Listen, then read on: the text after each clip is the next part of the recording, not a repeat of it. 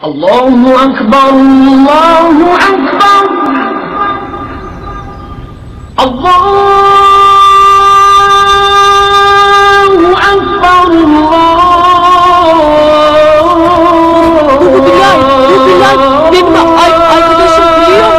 Allahu Akbar. And now, remember who? Ibrahim, Ishaq, Yaqub. All of these prophets, who were they? They were ulil aidi. Uli, possessors of, al-aidi, strength. Wal absar, and vision. All of these prophets were possessors of aidi. My name is Taiymiyyah Zubair, and I teach at the Al-Huda Institute in Toronto, Canada, with a focus on Quran tafsir as well as hadith. So I grew up in a house where Islamic knowledge was given a lot of importance. Both my parents being Islamic scholars. When I was younger, they were both full-time professors teaching Islamic studies. There was always an environment of learning, Islamic learning, and of course with a focus on the Quran. I don't think a single day went by without me either listening to the Quran, my parents reciting it, or teaching it, or something of that sort. Even when we would be driving somewhere, my parents would often have us recite one page. My mom especially, she actually left her university in order to teach the Quran full-time, cover to cover. Eventually, when I was in high school, I joined the course also, and when I studied the Quran myself, learning the very text of the Quran, I really felt that Quran is definitely something worth spending every single day of your life with. Eventually, when I studied the tafsir also, and I went, I got exposed to more and more tafsir books, the tafsir literature. That's what opened my mind to really extracting lessons from the Quran and reflecting on the meaning of the Quran.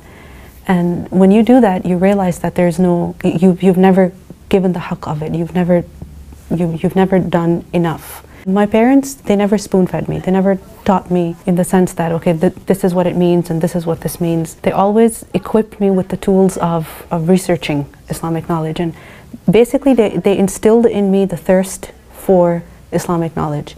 So for instance, every time I would be stuck on some word in the Quran, I would go to my mom, find the easy way, or call my dad and ask him the meaning, and they would say, well, bring that dictionary, bring that book, open it up and see what it says, read what it says. And so they always instilled curiosity in me. And many years ago when I attended the first Al-Maghrib class, it was an experience that felt like going through 1,000 books maybe. It was the Light of Guidance class that Sheikh Yasir Qadhi taught on Aqidah. And since then I was hooked on Al-Maghrib classes. At-Targhib wa-Tarhib, it mentions that the people there, their physical form will be like that of Adam alayhi salam, their beauty will be like that of Yusuf alayhi salam, and their hearts will be like that of Ayyub alayhi salam. Up until very recently, Islamic knowledge has been portrayed as something for men only, and not for women. And so, for women, it's very easy to think of their life as, as long as I'm a good wife, I'm a good mother, I'm fine.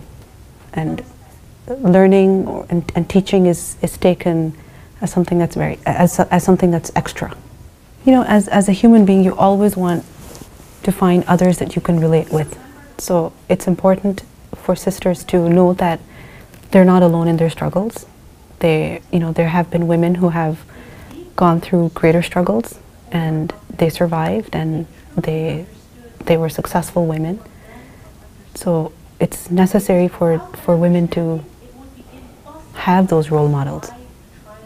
And the best role models are those that are mentioned in the Quran.